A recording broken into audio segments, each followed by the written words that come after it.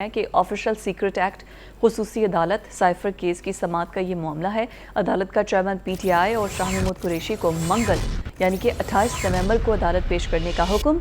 Chairman PTI का trial अब 29 अगस्त से पहले की पोजीशन से आगे बढ़ेगी।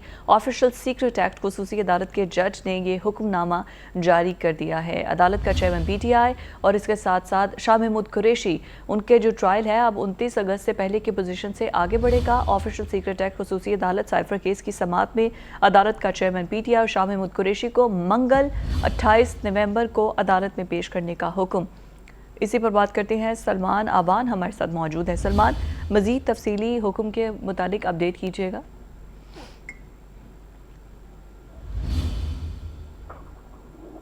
आदिल अब्बासी से मजीद बात करते हैं। आदिल, अगर आपको आवाज़ आ रही है तो इस तफसीलात बताइएगा इस हुक्मनामे से मुतालिक।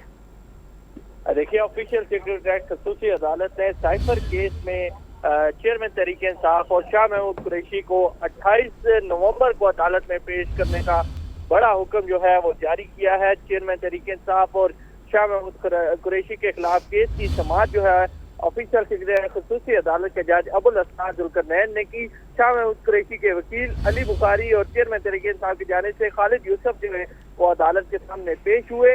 हाई कोर्ट के फैसले की कॉपी किधर है? जज अबुल असनाद जुल्करनैन की जानिब से ये कहा गया, जिस पर अदालती अमले ने हाई कोर्ट की कॉपी अदालत को फराहम की। उसके बाद अदालत का चेयरमैन तहरीक इंसाफ और शाह महमूद कुरैशी को मंगल को अदालत में पेश करने का हुक्म जो है वो जारी हुआ। जज अबुल असनाद जुल्करनैन की जानिब से ये हुक्म जारी किया गया कि 28 नवंबर को अदालत में चेयरमैन तहरीक इंसाफ और शाह महमूद कुरैशी दोनों को पेश किया जाए। ताहम यहाँ पर बड़ी पेशरफ जो है वो ये सामने आई है कि चेयरमैन तहरीक इंसाफ का ट्रायल जो है वो अब 29 अगस्त से पहले की पोजीशन से आगे बढ़ेगा। ये ऑफिशियल सीक्रेट एक्ट खसूसी अदालत के जज अबुल असनाद जुल्करनैन ने हुक्म जो है वो जारी किया है और बताया है कि 29 अगस्त से पहले की पोजीशन से अब जो साइफर केस का ट्रायल है वो आगे बढ़ाया जाएगा, क्योंकि इस्लामाबाद हाई कोर्ट ने जो ट्रायल हुआ था साइफर केस का वो कलअदम करार दे दिया था, जिसके बाद अब दोबारा जो है 29 अगस्त से इसका ट्रायल जो है साइफर केस का शुरू होगा।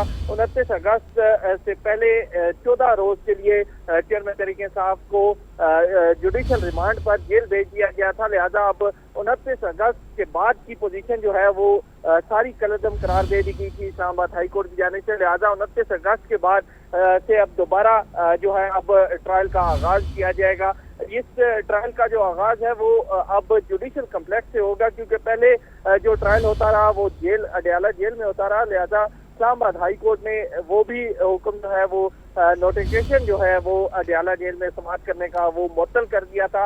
लिहाजा अब जो समाअत है वो जुडिशियल कम्प्लेक्स में होगी और अब जो आज समाअत हुई उसमें साइफर केस में जज की जानिब से बड़ा हुक्म जो है वो सामने आया, जिसमें चेयरमैन तहरीक इंसाफ और शाह महमूद कुरैशी दोनों को 28 नवंबर को तलब किया है। बहुत शुक्रिया आदिल, आप हमें अपडेट कर रहे थे।